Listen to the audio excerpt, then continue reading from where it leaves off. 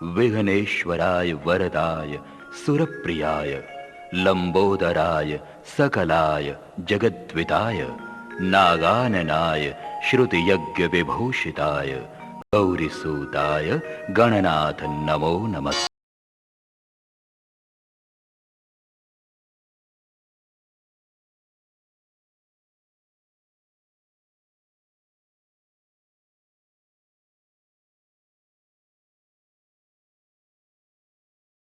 गुरु जय जय परब्रह्म सतगुरु जय जय गुरु नारायण गुरु जय जय परब्रह्म सतगुरु जय गुरु जय गुरु जय गुरु जय गुरु जय गुरु जय गुरु जय गुरु जय गुरु जय गुरु जय गुरु जय गुरु जय गुरु जय गुरु जय गुरु जय गुरु जय गुरु।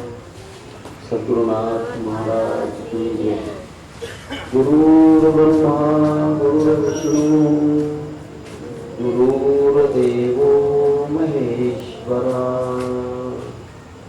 गुरु साक्षात् परब्रह्म तस्मै श्री गुरुवे नमः। ब्रह्मानंदं परम सुखदं केवलं ज्ञानमूर्ति द्वन्द्वातीतं गगनसदृशं तत्त्वमस्यादि लक्ष्यम् एकं नित्यं विमलं अचलं सर्वधि साक्षिभूतं भावातीतं त्रिगुणरहितं सद्गुरुं नमामि। वसुदेवसुतं देवं कंसचाणूरमर्दनं देवकी परमानन्दं कृष्णं वन्दे जगद्गुरुं। गोपाल कृष्ण भगवान की जय। सद्गुरुनाथ महाराज की जय। राजाधिराज सद्गुरुनाथ भाव साहेब महाराज की जय। राजाधिराज सद्गुरुनाथ सिद्धरामेश्वर महाराज की जय। राजाधिराज सद्गुरुनाथ धूलोपंत महाराज की जय। राजाधिराज सद्गुरुनाथ शिवराम महाराज की जय।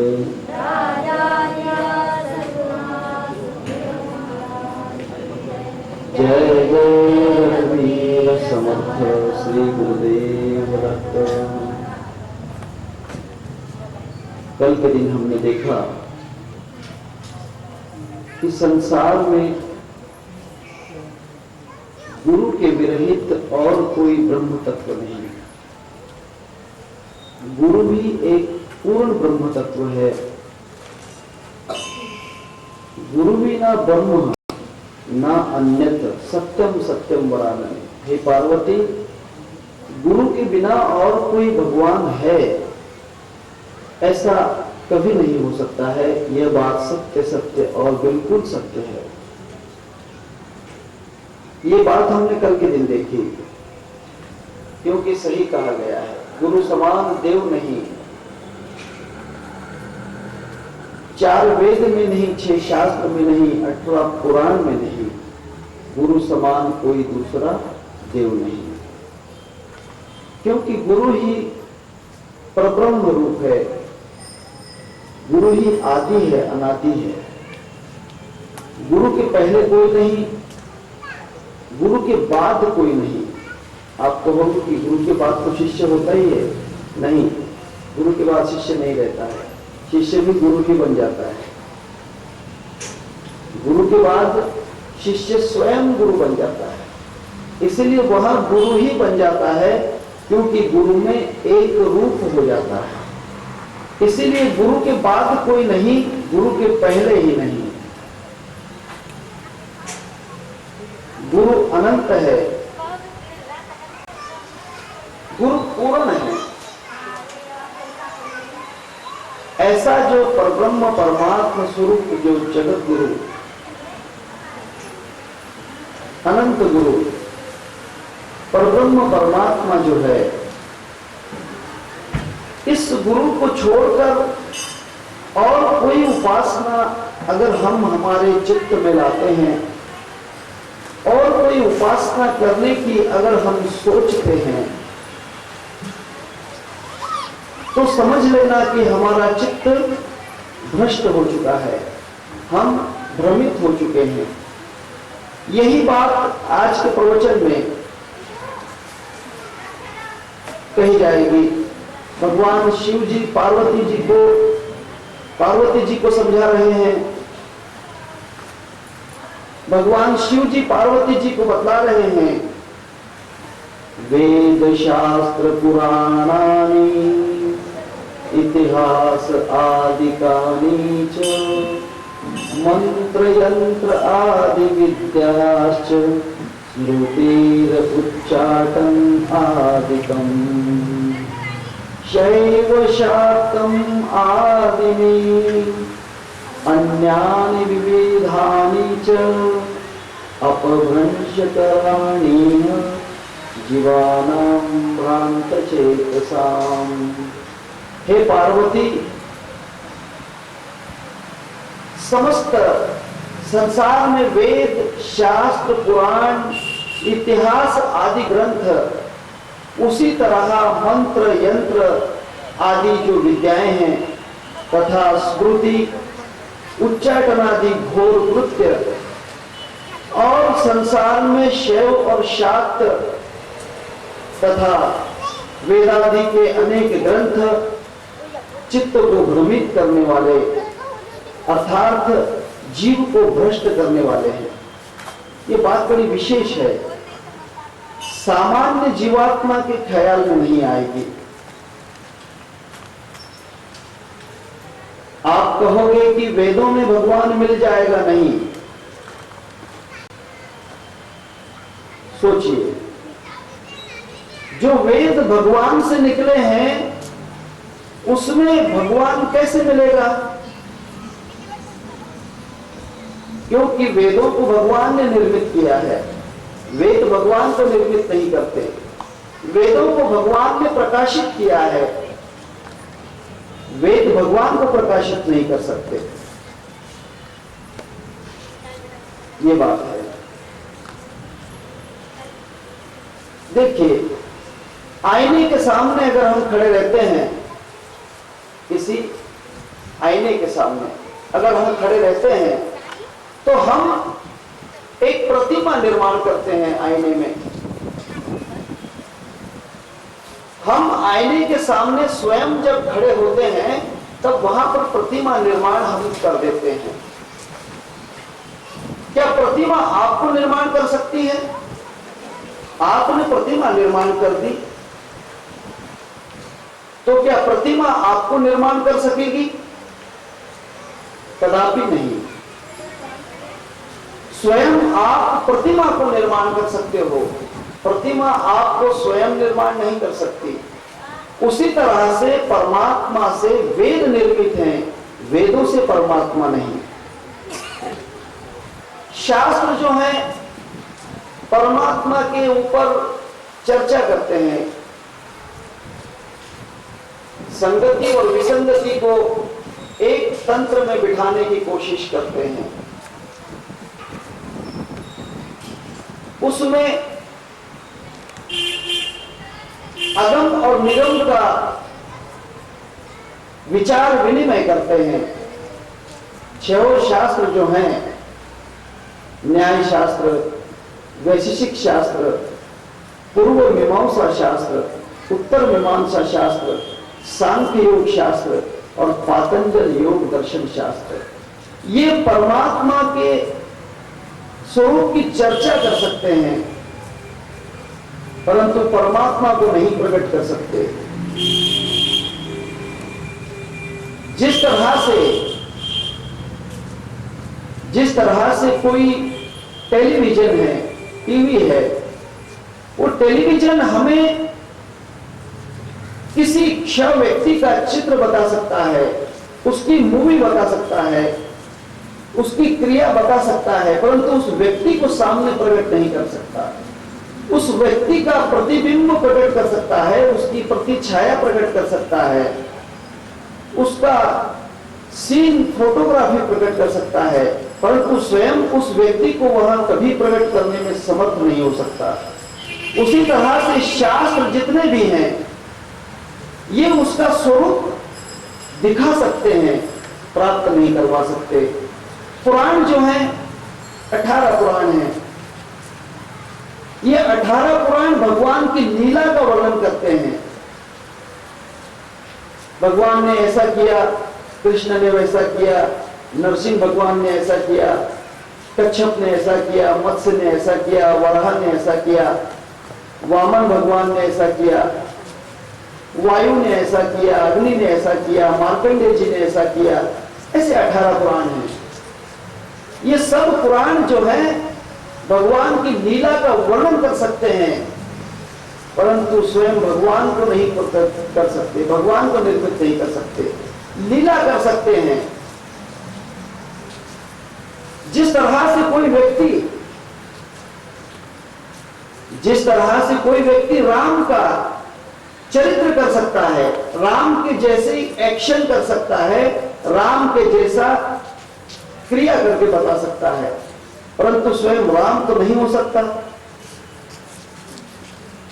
कोई कृष्ण की लीला कर सकता है, जैसा जैसा कृष्ण ने किया उस तरीके से मटकी भी फोड़ सकता है, गोपिकाओं की छेड़ कर सकता है, गोपालों के साथ खेल सकता है, अनंत लीलाएं कर सकता है, परंतु वो क्या स्वयं भगवान कृष्ण हो सकता है? नहीं।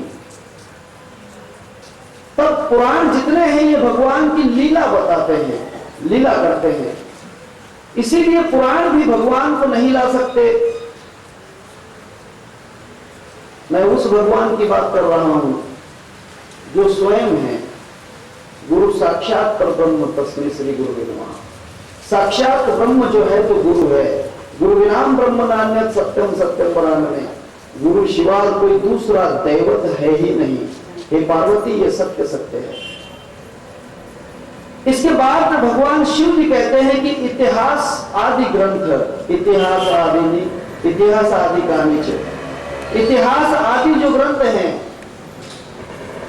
हाँ इतिहास भी जो है दो प्रकार के होते हैं। एक प्राचीन इतिहास होता है, दूसरा अर्वाचीन इतिहास होता है।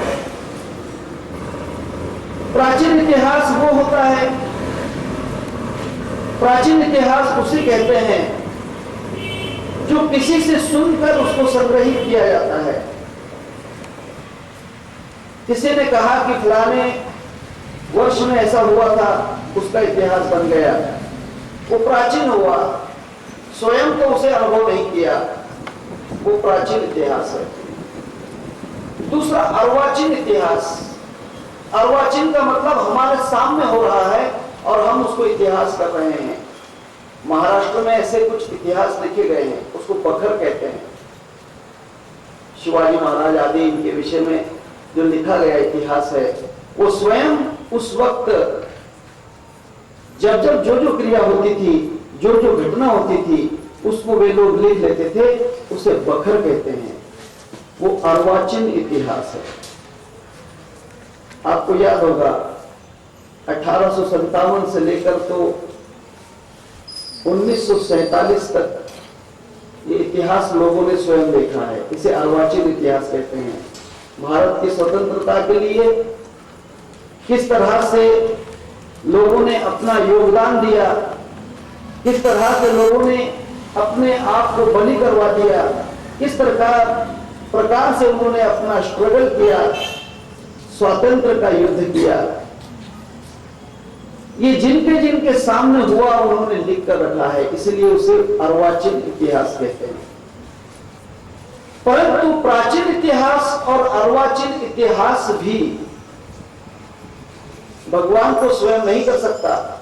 कभी कभी ऐसा चरित्र आ जाता है, हम कहते हैं कि आप पढ़ते होंगे न्यूज़पेपर में, फलानी जगह ये चमत्कार हुआ, फलानी जगह ऐसा हुआ, फलाने जगह फलाने बाबा का अवतार हो गया। आजकल तो बहुत चल रहा है। कोई बाबा जी कहता है कि मैं साईं बाबा का अवतार हूं, मैं नाम नहीं कहूंगा उसका, मुझे कोई लेना देना नहीं, मैं साईं बाबा का अवतार हूं। अब जब वो स्वयं साईं बाबा का अवतार कहता है तो इसका मतलब साईं उस जमाने में मुक्त ही नहीं हुए, है ना। साईं का मोक्ष हुआ ही नहीं, साईं का मोक्ष हुआ नहीं, इसीलिए वो फिर से अवतार लेकर आ गया। अब जब पिछले उसके कर्मों में, पिछले साधन में जब उसका मोक्ष नहीं हुआ और फिर वो इस जन्म में आ गया और चेले चपाटे करने लग गया, तो जब पहले ही तेरा मोक्ष नहीं हुआ तो अब चेलों को क्या मोक्ष दिलाएगा? सोचिए। हिंदुस्तान बहुत जल्दी बहक जाता है, हर चीज को अपनाने की कोशिश करता है। इस पृथ्वी के ऊपर जितने देश हैं उन सब में हिंदुस्तान और हिंदुस्तान के वासी ऐसे हैं जो हर चीज को एक्सेप्ट करना चाहते हैं, हर चीज को अपने अंदर मिला लेना चाहते हैं। दूसरे देशों में देखिए, दूसरे देशों के धर्मों को देखिए, दूसरे देशों के लोगों को देखिए, वे दूसरी चीजों को कभी स्वीकार नहीं करते। अफगानिस्तान में जाइए, तुर्कस्तान में जाइए, ईरान में जाइए, दुबई में जाइए, इराक में जाइए, अमेरिका में, वे आपके धर्म की कोई चीज, आपकी बातों को कभी वे अपने आचरण में नहीं लाते। लेकिन हम ऐसे हैं कि 2 दिन अगर हमारे सामने, 10 दिन नहीं मुहर्रम होते हैं, 10 दिन के मुहर्रम होते हैं, 10 दिन में हमारे बच्चे, हमारे बड़े बूढ़े हैदो धुला, हैदो धुला, अरे 10 दिन में रंग चढ़ गया, 10 दिन में हम बदल जाते हैं। 10 दिनों के अंदर हमारे अंदर एक नया रंग आ जाता है। इसी कारण भारतीय कल्चर जो है, भारतीय संस्कृति जो है, ये बार बार मिक्सिंग होते रही है। भारतीय संस्कृति की जो देवनागरी लिपि थी उसमें हर तरह की भाषा के शब्दों का मिश्रण होता गया। हम उन शब्दों को एक्सेप्ट करते हैं, उनको स्वीकार कर लेते हैं और खुद की भाषा को भूलते चले जा रहे हैं। अभी भी हमारे बच्चों के मुंह में मम्मी और डैडी ज्यादा आते हैं, जबकि दूसरे देशों के बच्चों के मुंह में कभी माता जी, पिताजी ऐसा नहीं आएगा, लेकिन हमारे मुंह में डैडी और मम्मी जल्दी आ जाते हैं। ये बात है, यही कारण है। तब ये जो है इतिहास आदि, इसमें भी भगवान स्वयं प्रकट करने की ताकत नहीं, लोग इसमें भ्रमिष्ट हो रहे हैं। भगवान शिव कहते हैं कि मंत्र यंत्र आदि विद्याश्च, मंत्र हैं, यंत्र हैं और विद्याएं हैं, 14 प्रकार की विद्याएं हैं। दूसरा स्मृति उच्चाटन आदिकम, स्मृतियां होती हैं, 20 स्मृतियां हैं, 20 प्रकार के स्मृति ग्रंथ हैं। और उच्चाटन आदिकम, तारण, महान, मारण, मोहन, वशीकरण, स्तंभन, उच्चाटन, ऐसे 8 प्रकार के कर्म अघोर विद्या में होते हैं। और मंत्र यंत्र आदि जो विद्याएं होती हैं, मंत्र बहुत प्रकार के हैं, मैं यहां पर उसका कोई विश्लेषण नहीं करूंगा। भगवान शिव जी जिस मंत्र के विषय में बोलते हैं, जिस यंत्र के विषय में बोलते हैं, उन मंत्रों का तात्पर्य ईश्वर को छोड़कर किसी और देवताओं की उपासना में चले जाना, भगवान को छोड़कर किसी और चीज के अंदर आसक्त हो जाना। ऐसे जो मंत्र होते हैं जो भगवान के स्वयं स्वरूप से हमें अलग करते हैं। और यंत्र उन्हें कहते हैं किसी चीज को किसी लिपि के अंदर या क्रिया के अंदर संबंध करना, बद्ध करने की कोशिश करना, उसे यंत्र कहते हैं। तब ऐसे बद्ध करने की जो कोशिशें हैं और दूसरे देवताओं के द्वारा मोक्ष प्राप्त करने की जो क्रियाएं, मंत्र हैं, हे पार्वती, उनसे भी और स्मृति आदि, उच्चाटन आदि जो है, उनसे भी जीव का कल्याण नहीं हो सकता। फिर भगवान शिव जी कहते हैं कि हे पार्वती, शैव शाक्तम आदिकानि अन्यानि विविधानि च। शैव हुआ, शाक्त हुआ, आगम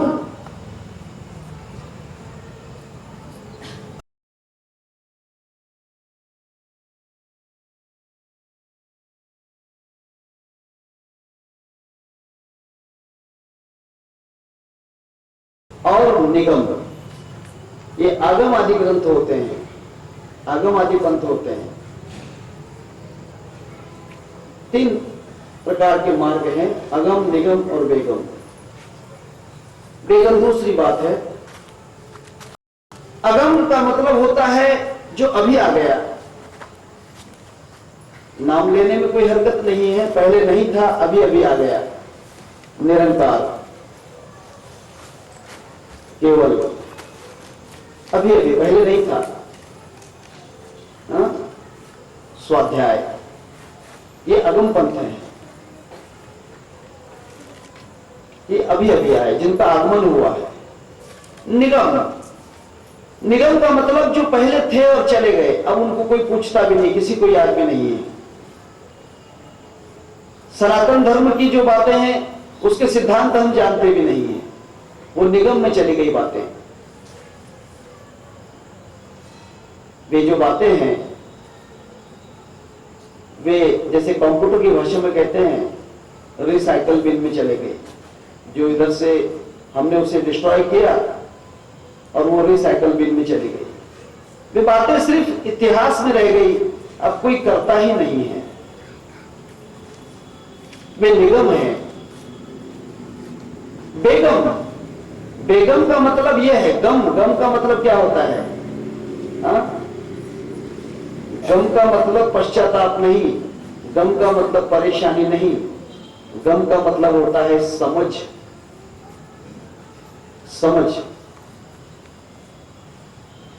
हम कभी कभी कह देते हैं मुझे ये बात क्या है, कुछ गम नहीं पड़ता है, ये जो बात है मुझे कुछ गम नहीं पड़ रही है, अर्थात मेरे दिमाग में ये बात नहीं आ रही है कि क्या बात है, समझ नहीं पा रहा हूं। गम करना मतलब जानना, बे का मतलब नहीं, बेगम, जो जानी नहीं जा सकती। ऐसे पंथ हैं जिन पंथों में जानना तो कुछ है ही नहीं, सिर्फ पीछे से आई और आगे धकाई। जिन पंथों में जानने का कुछ कहा नहीं जाता है, हम कहते हैं करो, करना ही है, क्यों करो ये मत पूछो, उसे बेगम कहते हैं।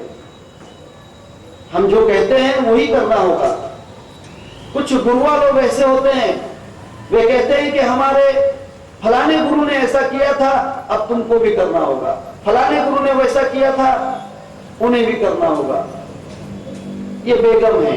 क्यों कर रहे थे वे गुरु, क्यों कर रहे थे, अब उसके करने की आवश्यकता है या नहीं है, ये बिना जाने जो पंथ चल रहे हैं। मैं किसी पंथ के ऊपर जोर से टीका नहीं करूंगा, आपको जितना समझ में आया उतना कर लेना। पहले नाथ सांप्रदाय की वेशभूषा थी, सबसे बड़ा नाथ सांप्रदाय है हिंदुस्तान में, सांप्रदाय नाथ है। आपको ऐसा लगेगा कि मैं किसी पंथ की टीका कर रहा हूं, नहीं। एक नाथ सांप्रदाय है, दूसरा शैव है, तीसरा शाक्त है और आधा सांप्रदाय वैष्णव है। वैष्णव आधा सांप्रदाय क्यों है? वैष्णव सांप्रदाय तो बड़ा अच्छा है, आधा क्यों है? वैष्णव सांप्रदाय आधा इसलिए है कि वो कभी कभी देवी को मान लेता है, कभी कभी शिव जी को मानता है, कभी कभी विठ्ठल को मानता है, तो कभी कभी गणेश जी को मानता है, इसलिए आधा है, पूरा सांप्रदाय नहीं, आधा ही सांप्रदाय है।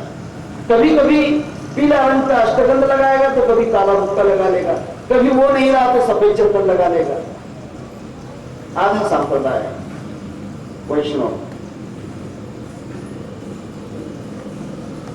ऐसे 3.5 सांप्रदाय इस भूमंडल पर थे, अर्थात भारतीय भूमि के अंदर स्वीकार किए हुए थे और अभी भी हैं कहीं कहीं।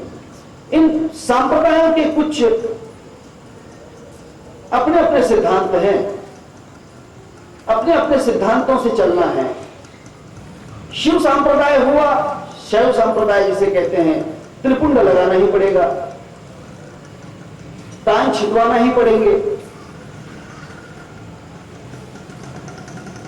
गले में माला पहनना ही पड़ेगी, टोपी पहनना ही पड़ेगी, ब्रह्मचर्य से रहना ही पड़ेगा। ये शैवपंथी लोग होते हैं।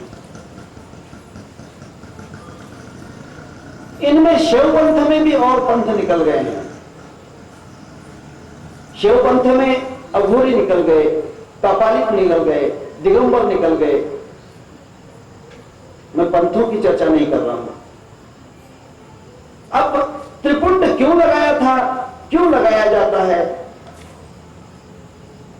इसके पीछे भी कुछ भूमिकाएं हैं पंथ की, लेकिन वे जाने बिना ही हम त्रिपुंड लगा लेते हैं।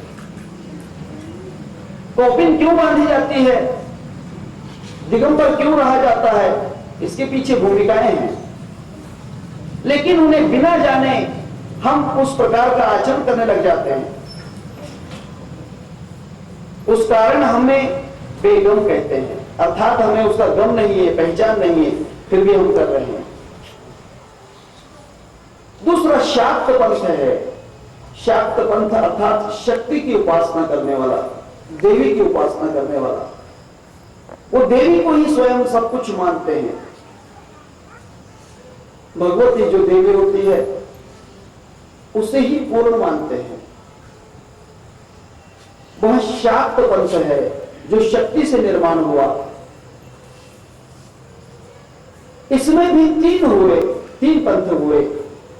आधा पंथ शिव जी में चला गया।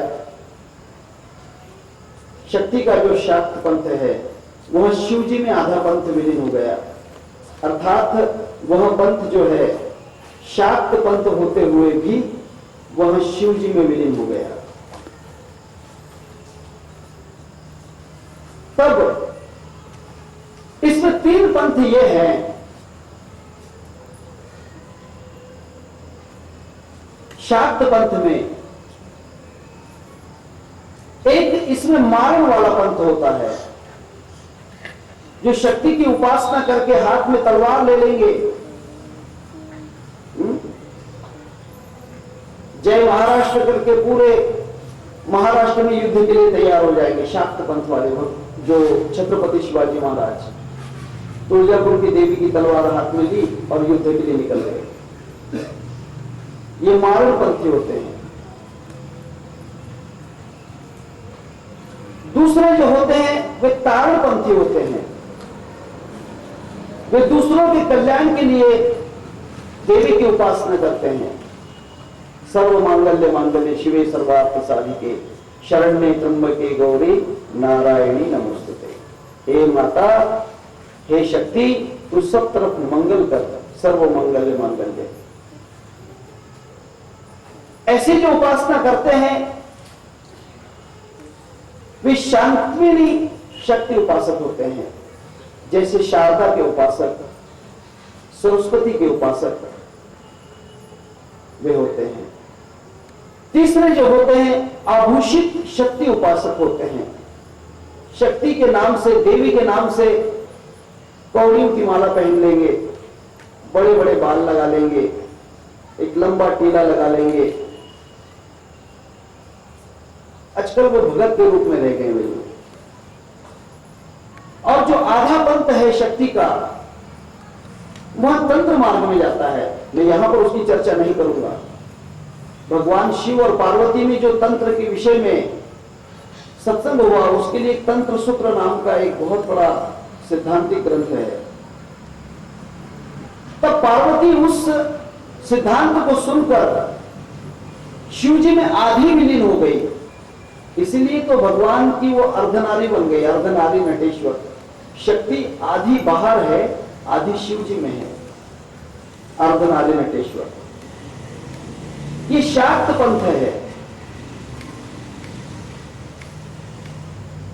शिव पंथ है, शाक्त पंथ है, वैष्णव पंथ है जो आधा है। आधा पंथ मैंने पहले कह दिया, कभी इसकी उपासना तो कभी उसकी उपासना। कभी कहते हैं कि विठल के बगैर भगवान नहीं, कभी कहते हैं कि संतों के शरण में जाना ही पड़ेगा। कभी कहते हैं कि सदगुरु वाचों सापड़े ना सोए, कभी कहते हैं कि विठल ही हमको तार देगा। ये जो सिद्धांत हैं, इनमें जो सिद्धांत हैं वो क्यों निर्माण हुए, इसका कोई विचार नहीं करता। लेकिन हम पीछे से जो सिद्धांत चले आए हैं वही करते चले जा रहे हैं। अब रहा नाथ संप्रदाय। नाथ संप्रदाय बड़ा ही मजबूत है, परंतु वहां भी बेगम में अब मोजा जा रहा है। उसमें भी गम नहीं पड़ रही है कि ऐसा क्यों किया था गोरख जी ने, मच्छिंद्र नाथ जी ने, रेवण नाथ जी ने, चरपटी नाथ जी ने, चौरंगी नाथ जी ने, गहनी नाथ जी ने ऐसा क्यों किया था।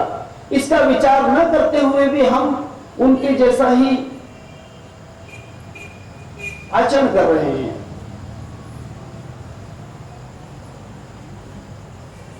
सबसे बड़ा संप्रदाय नाथ संप्रदाय और प्रसिद्ध संप्रदाय। एक जगह कहते हैं कि सब घर भटकी नाथ घर अटकी। अब वो उस बात के दो अर्थ होते हैं। नाथ का मतलब होता है गुरु, नाथ का मतलब होता है पालने वाला, नाथ का मतलब होता है संभालने वाला, और नाथ का मतलब नाथ संप्रदाय के लोग। अब कुछ भी समझिए नाथ के घर अटकी, क्योंकि नाथ गुरु संप्रदाय है। नाथ घर अटकी अर्थात गुरु के घर में बात अटक जाती है। गुरु बिन मोक्ष न मुक्त है, गुरु बिन मिटे न भरम, हरि राम यूं कहे गुरु बिन कटे न कर्म। गुरु के बिना मार्ग मिलता नहीं है, इसीलिए गुरु के घर बात अटक जाती है। भले ही आप कितने 33 करोड़ देवता की उपासना कीजिए, परंतु गुरु के पास नहीं गए तो बात अटक जाएगी। सब घर भटकी नाथ घर अटकी। नाथ संप्रदाय में कुछ नियम है, दिनचर्या है, नियम है, दिनचर्या है। नाथ संप्रदाय में भगवा वेश धारण है, बहुत अच्छी बात है। वो क्यों धारण किया जाता है उसका कारण है। एक तो वैराग्य की अग्नि हमारे अंदर प्रज्वलित हो जाना चाहिए, हम वैराग्यशील हो गए। दूसरी बात यह है कि संसारी लोग हमसे दूर चले जाएं। संसार वाले लोग जो हैं हमसे दूर हो जाएं। जिस तरह से कोई पुलिस कांस्टेबल अपना ड्रेस पहन लेता है, खाकी ड्रेस पहन लेता है, तब चोर वगैरह जो होते हैं उसे देखकर थोड़े दूर हो जाते हैं, अरे खाकी कपड़े वाला आ गया।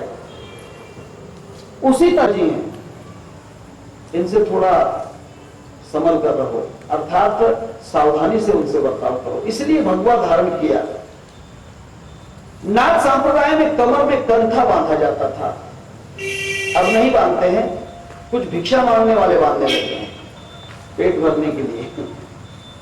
असल में नाथ संप्रदाय में जब कंथा बांधे जाता था, एक उलन की रस्सी होती थी, उस रस्सी को बांधा जाता था। क्यों?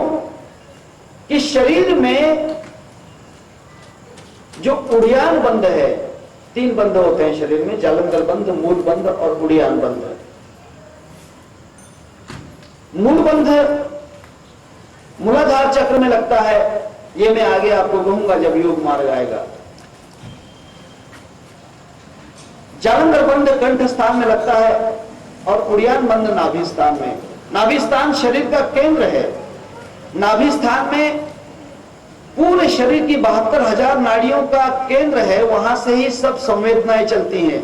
क्योंकि बच्चा जब जन्म लेता है तब नाभि से ही उसका पोषण होकर वहां आगे चलता है। इसीलिए वो नाभि केंद्र हमेशा सजीव रहना चाहिए। उस केंद्र के अंदर की जो तीव्रता है, उसमें की जो ऊर्जा है, वो नष्ट नहीं होना चाहिए। क्योंकि उलन के कपड़े पर या उलन की किसी चीज से अगर हमारा स्पर्श होवे तो ऊर्जा रिटर्न होती है, रेजिस्टिंग पावर होती है, उसमें प्रतिकार शक्ति होती है। तब हमारी ऊर्जा इस नाभि से बाहर न जाए, इसलिए वहां उलन की रस्सी बांध लेते थे और नाभि की उड़ियान बंध की जो ऊर्जा है वो बाहर नहीं जाने देते थे, इसीलिए उसे धारण करते थे। दूसरी बात, नाथ संप्रदाय त्रिशूल धारण करता। नाथ योगी जो होते हैं वे त्रिशूल धारण करते हैं। हम सब वेश लेते हैं पर त्रिशूल लेके नहीं घूमते। हम सब कर लेते हैं, भगवे पहन सकते हैं और दूसरे वेश धारण कर सकते हैं, पर त्रिशूल क्यों नहीं लेते? क्या मच्छिंद्रनाथ ने त्रिशूल नहीं लिया? गोरखनाथ ने त्रिशूल नहीं लिया? क्या दूसरे नाथों ने त्रिशूल नहीं लिए? फिर आप क्यों नहीं लेते त्रिशूल? क्योंकि आपके कंट्रोल में वे 3 शूल नहीं है, अधिभौतिक, आध्यात्मिक, अधिदेविक। वे 3 शूल आपके कंट्रोल में नहीं, अर्थात आपको संसार का दुख अभी भी परेशान कर रहा है। नाथ में जब जाते हैं उसे त्रिदंड सन्यासी कहते हैं। नाथ संप्रदाय त्रिदंड सन्यासी का प्रवक्ता है। नाथ संप्रदाय में त्रिदंड सन्यासी कहते हैं। तन, मन और वचन, इन तीनों को दंड देते हैं। वचन को दंड मौन से देते हैं, मन को दंड ध्यान से देते हैं, और शरीर को दंड जो है, तन को दंड जो होता है अपने कर्म से देते हैं। धूप के दिनों में धूप में खड़े रहना, ठंड में अपने वस्त्र निकाल के ठंड में रात भर अपने आप को परेशान करना, और बरसात में आसमान के नीचे खड़े रहकर बरसात के पानी के अंदर स्वयं को भिगा देना, ये तन का दंड है। इसी को ही तो हठ योग कहते हैं। अपने शरीर को हठ के द्वारा मजबूत करना, उसे त्रिदंड कहते हैं।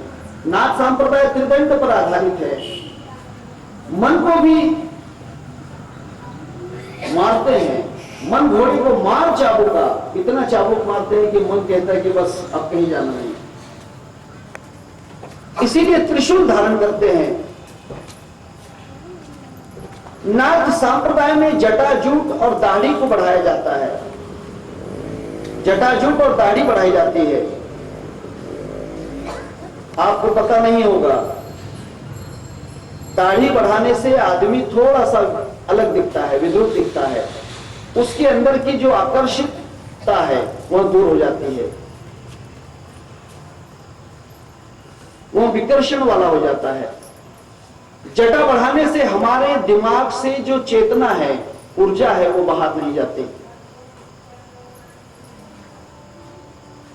वह ऊर्जा बाहर नहीं जाती है। उस ऊर्जा को रोकने के लिए जटा बढ़ाई जाती है, शिखा बढ़ाई जाती है। शिखा क्यों बढ़ाई जाती है? कि हमारे दशम द्वार जो है, सहस्त्र कमल, यहां से ऊर्जा बाहर नहीं जाना चाहिए, इसलिए उस ऊर्जा को रोकने के लिए अपने शिखा को गांठ मार लेते हैं। इसीलिए जटाजूट, भगवान शिव जी अपने जटाओं को बांध कर रखते हैं, क्योंकि ऊर्जा बाहर नहीं जाना चाहिए। नाथ संप्रदाय में ऐसा होता है। फिर नाथ संप्रदाय में शैली शिंगी का बड़ा ही महत्व है। शिंगी जो होती है, पूर्व काल में हिरण के सींग से बनाई जाती थी, इसीलिए उसे शिंगी कहते थे। आजकल नहीं होती वैसी, हिरण के सींग से नहीं बनाई जाती है। और शिंगी भी मादा हिरण के सींग से नहीं, नर के सींग से बनाई जाती थी, इसीलिए उसे शिंगी कहते हैं।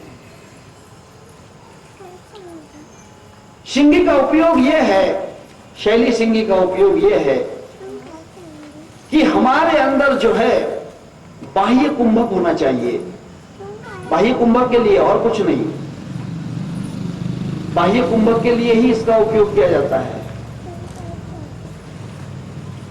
बाह्य कुंभक से जब हम चले जाते हैं, तब हमारे अंदर का जो अहम भाव है, जैसे हम सो हम से हमारा सांस छोड़ देते हैं, और सांस बाहर जाने से जब बाहर सांस रोकते हैं, तब बाह्य कुंभक हो जाता है। सांस अंदर लेकर अगर सांस रोकते हैं तो उसे अंतर कुंभक कहते हैं।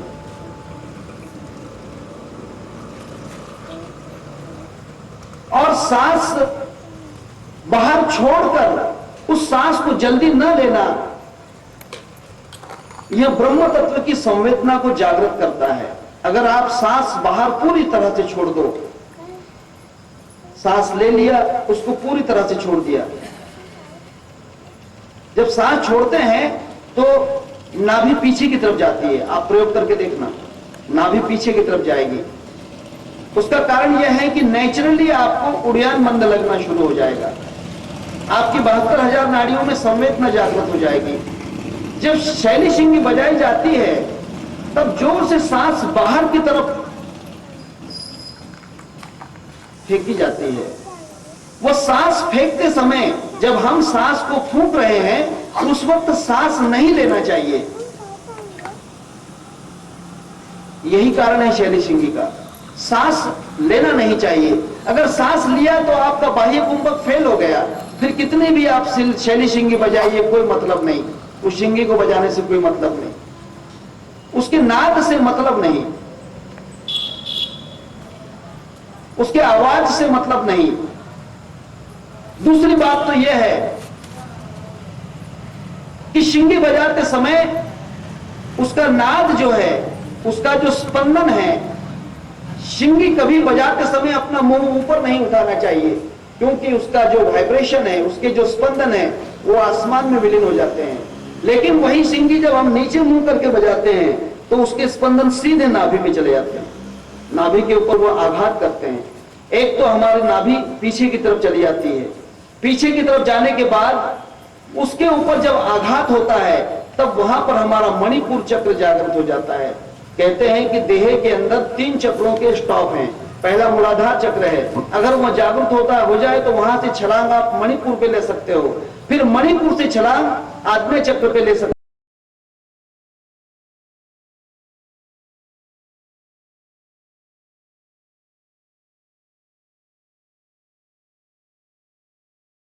हो। मस्तक में जो है ये छलांग है, ये कैसे लेते हैं मैं आपको बताऊंगा। इसके बाद में आप ब्रह्मांड में प्रवेश कर देते हैं और फिर श्रीहार, गोलाट, ललाट, भ्रमर गुफा, नील बिंदु, वह प्रवास बड़ा ही सुखदायी और जल्दी का होता है। परंतु जब वो श्रृंगी बजाई जाती है तब बाह्य कुंभक होने के कारण पेट अंदर की तरफ और नाभि पीछे की तरफ चली जाती है, पीछे खिंचती है, जिससे हमारे 14 नाड़ियों पर एक प्रकार का जोर होता है, ताकत होती है। देखिए, अगर आप कोई रबर वाली गुलेल हाथ में लोगे, गुलेल समझते हो ना, वो गुलेल की अगर रबर को खींचोगे, खींचने से उसके अंदर जो पत्थर है या कुछ भी चीज है, खींचने से वो पत्थर दूर फेंका चला जाता है, दूर चला जाता है, स्प्रिंग के टाइप है, वो दूर चला जाता है। उसी तरह से हमारी जब नाभि अंदर की तरफ खींचती है तब 14 नाड़ियां अंदर की तरफ खींची जाती हैं, और जब वो अंदर खींची जाती हैं तब नाभि कमल के अंदर जो भी अज्ञान हो, काम हो, क्रोध हो, मद हो, माया हो, मत्सर हो, अहंकार हो, यहां अंदर की तरफ इनको मारा जाता है। काम को, क्रोध को, मद, मोह, माया, मत्सर, अहंकार, इनको कमजोर किया जाता है। और कमजोर करने के बाद जैसा ही हम नाभि को छोड़ते हैं वह बाहर की तरफ निकल जाते हैं। अर्थात एक दिन में नहीं जाते हैं, धीरे धीरे कसरत है। धीरे धीरे धन बढ़े, धीरे धीरे सब होए, माली सींचता जावे केवड़ा, रुत आवे जब फल होए। इसीलिए श्रृंगी नाथ संप्रदाय में थी। आज श्रृंगी का इस्तेमाल दूसरी तरफ से होता है। मैं किसी मेरे भाई बंधु किसी पर ये बात नहीं कह रहा हूं, सिर्फ उसका सिद्धांत बतला रहा हूं। त्रिपुट इसलिए लगाते थे नाथ संप्रदाय में, त्रिपुट इसलिए लगाते हैं क्योंकि हमारा जो आत्मा चक्र है, यह सेंटर है ब्रह्मांड का और पिंड का। ये जो पिंड है इस आग्नेय चक्र के नीचे है और ब्रह्मांड ये आग्नेय चक्र के ऊपर है, बीच का सेंटर है। जब त्रिपुंड लगाया जाता है तो 3 उंगलियों से लगाया जाता है। त्रिपुंड ऐसा लगाना चाहिए कि आग्नेय चक्र पे बिल्कुल जो बीच वाली उंगली होती है इसे मध्यमा कहते हैं। अंगूठा, तर्जनी, मध्यमा, अनामिका और कनिष्ठिका जिसे कहते हैं, करंगुली जिसे कहते हैं। ये जो उंगलियां हैं इसकी मध्यमा का जो है स्पर्श आग्नेय चक्र पे होना चाहिए, और जो तर्जनी है उसका उपयोग इसके ऊपर ब्रह्मांड पर, और जो कनिष्ठिका है, कनिष्ठिका इसलिए इसे कनिष्ठ कहते हैं, इसको क्यों कहते हैं, अनामिका कहते हैं, ये अनामिका है। यह कुछ भी नहीं है, अनामिका का मतलब उसका नाम भी नहीं है, कुछ भी नाम निशान कुछ भी नहीं है। ये पिंड जो ब्रह्मांड है, ये पिंड जो है, ये शरीर कुछ भी नहीं है, मिथ्या है। इसीलिए तो ब्रह्म सत्य जगत मिथ्या कहते हैं। ये शरीर जो है तो मिथ्या है, इसके ऊपर सत्य है, और सत्यलोक की शुरुआत यहीं से होती है। सत्यलोक की शुरुआत ये आज्ञा चक्र के ऊपर ही होती है। तब यहां पर जो होता है, अनामिका को स्पर्श करते हैं, अर्थात अनामिका जो काम का नहीं है, जिसको कोई नाम निशान कुछ भी नहीं, बेफजूल उसको हमने मान लिया है कि ये है। जैसे कुछ लोग कहते हैं कि ससे के सिंग हैं, घोड़े के स्तन है, वगैरह वगैरह, जो नहीं है उसको मान लेना, उसको अनामिका कहते हैं। तब ये अनामिका का स्पर्श इस आज्ञा चक्र के नीचे होता है, सेंटर के नीचे होता है, और त्रिपुंड लगाते हैं। त्रिपुंड इसलिए लगाते हैं कि उसकी याद हमें रहे, निशानी है त्रिपुंड, और दूसरा कुछ नहीं है, निशानी के लिए लगाते हैं कि सावधान, यह जो आज्ञा चक्र है ये मध्य है, इसके ऊपर सत्यलोक है, ब्रह्मांड है, इसके नीचे पिंड है, इसके नीचे असत्य है, अनामिका है, मिथ्या है। इसकी जागृति देने के लिए नाथ संप्रदाय एक घोष वाक्य का इस्तेमाल करते हैं, आलख निरंजन। आ का मतलब आइए, लख का मतलब देखिए, निरंजन, निरंजन का मतलब उस परमात्मा को देखिए, आइए और उस परमात्मा को देखिए। नाथ संप्रदाय के अंदर भगवान को देखने की बहुत सी विधियां हैं, इसीलिए संप्रदाय। दूसरी बात, नाथ संप्रदाय में अपने कर्ण छेदन किए जाते हैं। हिंदू धर्म में भी कर्ण छेदन है, कर्ण का छेदन होता है। कान छेदने से क्या होता है, हमारे कान में उज्जैनी नाड़ी का स्पर्श होता है। उज्जैनी नाम की एक नाड़ी है, उज्जैनी नाड़ी है, जिस नाड़ी का स्पर्श होने से कुर्म नाड़ी अपने कार्य में लग जाती है। हमारी कुर्म नाड़ी सोई हुई है, हमारी कुर्म नाड़ी जागृत नहीं है।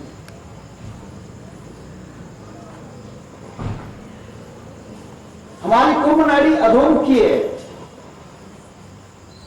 वो नींद में काम कर रही है, जागृत में नहीं। महिलाओं का वर्ग होने से मैं ज्यादा गहराई में नहीं बतलाऊंगा कुर्म नाड़ी का क्या इस्तेमाल होता है, यदि माता बहनें मुझे क्षमा करें। कुर्म नाड़ी हमारे अंदर जो है, यह नाड़ी वीर्य पात का कार्य करती है, वीर्य को बाहर फेंकने के लिए मदद करती है, वीर्य पतन के लिए, जिसे इजैकुलेशन कहते हैं, ऑर्गाज्म कहते हैं, ऑर्गाज्म। ये अधोमुखी होने से उस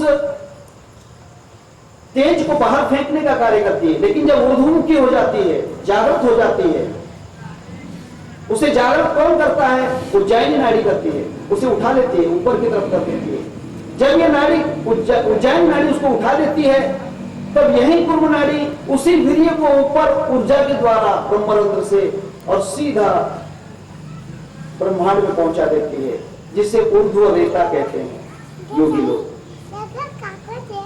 मार्ग बहुत कठिन है, समझ में नहीं आएगा, कठिन मार्ग है। ये कुर्म नाड़ी है। तब कर्ण छेदन नाथ संप्रदाय में या हमारे हिंदू धर्म में कानों का छेदन इसलिए किया जाता है, करते हैं, हम उसे कान जाऊल कहे कि खाना पीना मस्त मौज उड़ाना ये समझ लेते हैं। नहीं, बच्चे का दूसरा जन्म है, द्विज जन्म है। कान छेदन करने से बच्चे का जन्म है, दूसरा जन्म होता है। पहले जन्म में जो नाम छठी के दिन रखा जाता है, बारसे के दिन नाम रखा जाता है, छठी के दिन रखा जाता है, वह नाम काल्पनिक है। परंतु जिस वक्त उसके कर्ण छेदन होते हैं, उस वक्त उसे अपना नाम पता चल जाता है, क्योंकि कुर्म नाड़ी ऊर्ध्वरेता होने लगती है, ऊपर की तरफ जाती है। इसलिए बच्चों के कान छेदना बहुत अच्छी बात है। उज्जैनी नाड़ी वहां से जागृत होती है, उज्जैनी नाड़ी। संस्कृति के अंदर बहुत बातें हैं, बहनें बैठी हैं इसलिए नहीं कह रहा हूं। स्त्रियों के कान छेदे जाते हैं, क्यों? कि स्त्रियां भी ऊर्ध्वरेता हो सकती हैं, होती ही हैं, स्त्रियों के अंदर काम वासना ज्यादा न रहे, स्त्रियां ज्यादा काम के अंदर अभिभूत न हो जाए, इसीलिए उनके कान बचपन से ही छेदे जाते हैं। इसलिए भारतीय संस्कृति की जो हिंदू नारियां हैं वे इस काम क्रीड़ा से दूर हैं, घबराती हैं, अपने आप को संयोजन में रखती हैं, अपने आप को लज्जा में बांध कर रखती हैं। ऐसा नहीं कि और देशों जैसे नग्न अवस्था में घूमे, क्योंकि उनके कान नहीं छिदे हैं। They are bound to the sex, वे सेक्स में दीवानी हो जाती हैं। भारतीय नारी वैसे नहीं है, उज्जैनी नारी। इसलिए नाथ संप्रदाय में कर्ण छेदन होते थे, उसे ही दर्शनी नाथ कहा जाता है। दर्शनी का मतलब जिसने दर्शन कर लिया, दर्शन और दर्शनी। दर्शनी का मतलब देखने वाला, दर्शन का मतलब जिसका दर्शन करने की क्रिया। दर्शन मतलब क्रिया है और दर्श का मतलब देखने की चीज है, और दर्शनी का मतलब देखने वाला है। इसे ही अंग्रेजी में सब्जेक्ट, ऑब्जेक्ट और प्रेडिकेट कहते हैं। सब्जेक्ट क्या है? भगवान कृष्ण। ऑब्जेक्ट क्या है? भक्त। और प्रेडिक्शन क्या है? देखने की क्रिया। पहले पाहता श्रीमुख, तहान हरकली मुख, पहा पहा डोळे भरी, मूर्ति सावली गोचिती, वगैरह वगैरह। देखने में जो क्रिया की जाती है, तब जो जिसे देखा जाता है उसे दर्श कहते हैं। दर्श शब्द संस्कृत में शुद्ध है, उसका दृश्य बना दिया लोगों ने, उस शब्द को तोड़ दिया, दर्श शब्द का विभाजन कर दिया, उसे दृश्य बना दिया। दर्श का दृश्य हो गया। ठीक है, शब्द तो बड़े टूट फूट हो गई है, मैं वो नहीं कहूंगा। तब दर्श जो होता है, जिसे हम देखते हैं वो चीज दर्श है, जो देखने वाला है वो दर्शनी है। जो देखने की क्रिया है उसे दर्शन कहते हैं, उसे दर्शनी नाथ कहते हैं, अर्थात देखने वाला नाथ। वो भगवान को देख रहा है, उसने भगवान को देख लिया है, वो देखने वाला नाथ है, इसीलिए उसे दर्शनी नाथ कहते हैं। क्यों? कि उसकी उज्जैनी जो नाड़ी है वो छिप चुकी है। उस नाड़ी की वजह से जो पूर्व नाड़ी है वो ऊर्ध्वगामिनी हो चुकी है। इसके कारण उसका जो तेज है, ओजस शक्ति जिसे कहते हैं, सुप्रीम पावर जिसे कहते हैं, वो ऊपर की तरफ चली है, इसीलिए वो दर्शनी नाथ है नाथ संप्रदाय में। परंतु भगवान शिव जी कहते हैं, मैं ज्यादा तो नहीं बोल रहा हूं, भगवान शिव जी कहते हैं कि शैव शैक्त आगमादिनी अन्यानि विविधानि च, इतना सब करने के बाद भी अपभ्रंश कराणी है जीवानाम भ्रांत चेतसाम, ये सब जीवात्मा को भ्रम में डाल सकती हैं, भ्रमित कर सकती हैं। अगर सही इस्तेमाल नहीं किया गया तो भ्रम में ही पड़ोगे। जो चीज जान के नहीं की जाती है वो भ्रम में डाल देती है, जो चीज समझ कर की जाती है वो ज्ञान निर्माण करती है, वो ज्ञान को निर्माण करती है।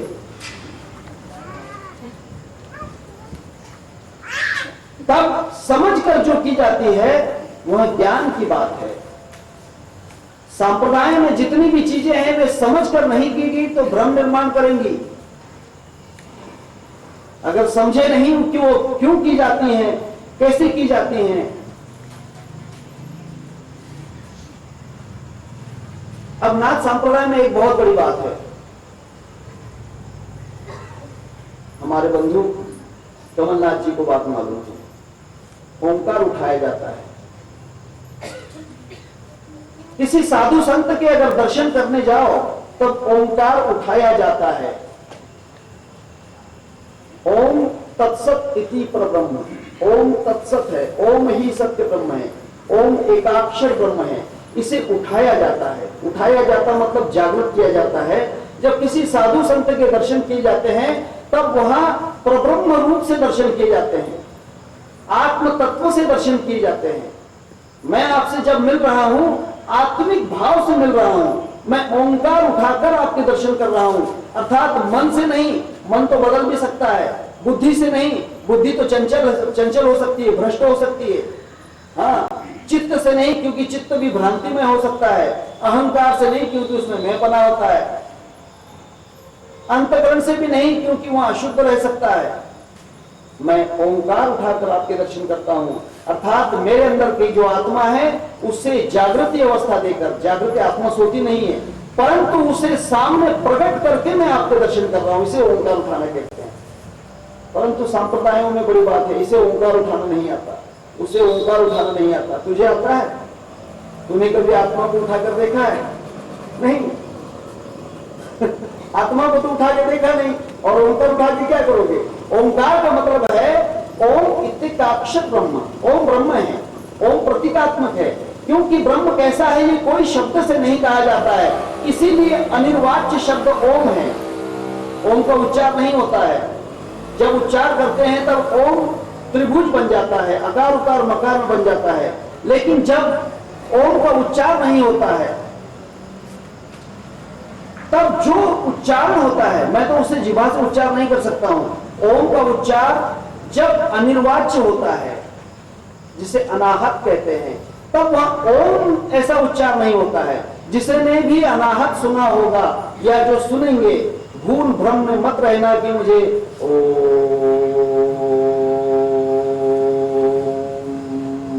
ऐसा सुनाई आ रहा है। नहीं, अभी तुझे नाद नहीं हुआ, अभी तो वहां त्रिवेणी ही चल रही है। ये त्रिवेणी जहां नष्ट हो जाती है, अकार उकार मकार का लोप जहां हो जाता है, जहां पर सिर्फ अर्धमातृका रहती है, बिंदु रहता है, बिंदु का उच्चार क्या होगा? उसी को निज नाम कहते हैं। जय श्री गुरु। वह जो बिंदु है उसका जो उच्चार होता है, इसीलिए ओम के ऊपर उसे रखा गया है। ओम के ऊपर रखा गया है, सबसे ऊपर रखा गया है, टॉप में रखा गया है। वहां बिंदु जो है, वह बिंदु सबके ऊपर रखा गया है। उसका जो उच्चारण है मैं भी जीवा से नहीं करूंगा, न कर सकता हूं। उसे उच्चारण नहीं किया जाता है, सिर्फ सुना जाता है अंतरकरणों से। गोरखनाथ जी अच्छा कहते हैं, कोई सुनता है गुरु ज्ञानी गगन में आवाज हो रही झिनी, गगन में आवाज हो रही झिनी। कोई कोई गुरु ज्ञानी उस बिंदु के आवाज को सुनता है जो ओम का भी ओम है। आम का वृक्ष, वट का वृक्ष जो है, ये वृक्ष जो है तो ओम है। वट वृक्ष की जो बीज है वो ओम के ऊपर का बिंदु है, जिसमें वो पूरा वृक्ष समाया हुआ है, पूरा वृक्ष उसमें समाया हुआ है। जो बीज है वो ओम के ऊपर की बिंदी है, और उसे जिसने सुन लिया, समझ लेना कि वह ईश्वर के करीब है। ईश्वर नहीं बना, ईश्वर के करीब है। मराठी में एक बड़ा ही अच्छा अंग है संत तुकाराम जी का, तिळा एवढे बांधुनी घर आत राहे विश्वंभर, तिळा एवढे बिंदुले त्यात त्रिभुवन कोंदाटले, हरिहराची या मूर्ति बिंदुल्यात येती जाती। मैंने कहा ना आपको कि अपने शरीर में ओम है, 5 ओम की बात है। 5 ओम किसे कहते हैं? ओम उसे कहते हैं जो संसार को निर्माण करता है। सब शून्य यह तम रूप था, कुछ भी न आकार था, एक शक्ति थी पार ब्रह्म की और कुछ न वारा पार था, सो ही आद में एक नाद था, वही रूप ओंकार था, प्रगटे जिससे सात स्वर जगत का जो विस्तार था। उस विस्तार रूपी जो ओम है, वे विस्तार रूपी ओम के 5 हिस्से हुए, आप, तेज, वायु, आकाश और पृथ्वी। हमारे अंदर वायु तत्व एक ओम है, हमारे अंदर अग्नि तत्व एक ओम है, हमारे अंदर पृथ्वी तत्व एक ओम है, हमारे अंदर जल तत्व एक ओम है, हमारे अंदर आकाश तत्व एक ओम है। ये 5 तत्व हैं। इन 5 तत्वों का जिस बीज से निर्माण हुआ वह नील बिंदु रूपी है, ओंकार के ऊपर का बिंदु है।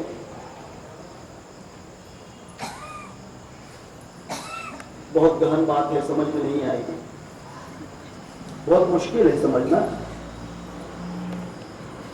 उन ओम के ऊपर का जो बिंदु है वो नील बिंदु है।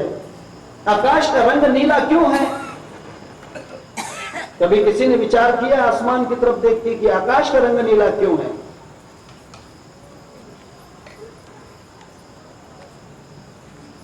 जिसका रंग कुछ भी नहीं उसका रंग नीला है।